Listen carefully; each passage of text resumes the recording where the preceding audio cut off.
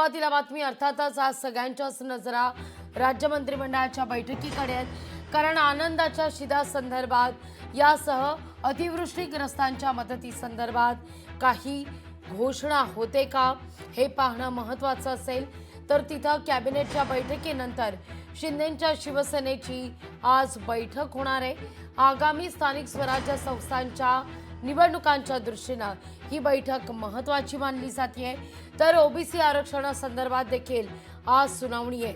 Maratha gazetteer संदर्भात ज्या काही जीआर विरोधातल्या याचिका दाखल केल्या आहेत त्यावर आज सुनावणी पार पडेल।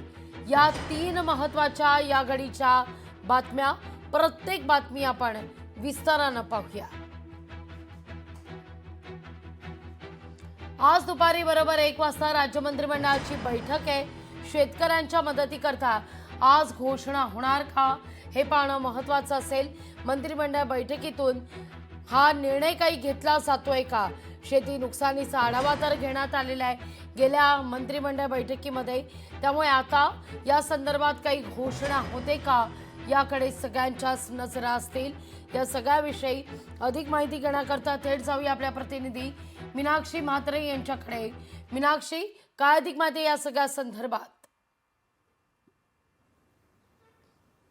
निश्चितच लागवी, खरं तर आज राज्य मंत्रिमंडळाची बैठक आहे 1 वाजता मंत्रालयामध्ये ही बैठक पार पडणार आहे। ज्या पद्धतीत आपण पाहतोय आजची बैठक ही महत्त्वाची मानली जाणार आहे, कारण एकीकडे पंतप्रधान नरेंद्र मोदी यांचा 2 दिवसीय मुंबई दौरा आहे।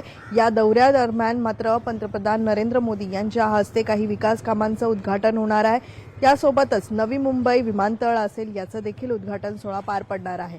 मात्र विशेष म्हणजे लक्ष आहे त्याकडे शेतकऱ्यांचं झालेलं नुकसान, जी पूर परिस्थिती मराठवाड्यामध्ये सोलापूर या सगळ्याच भागामध्ये झाली आणि त्यानंतर सरकारच्या वतीनं जी दखल घेतली गेली, पंचनामे झाले, मात्र मदतीचा हात म्हणून सरकारच्या वतीनं ज्या ज्या गोष्टी पुरवल्या गेल्या याचा संपूर्णतः आढावा आज घेतला जाईल। यासोबतच 12 दिवसांवरती येऊन ठेपलेली दिवाळी आहे आणि दिवाळीच्या सणानिमित्त आपण पाहतोय की गणेश उत्सव पार पडला, त्यावेळी आनंदाचा शिधा जो आहे तो वाटप करण्यात आलेला नाहीये, वितरित झालेला नाहीये।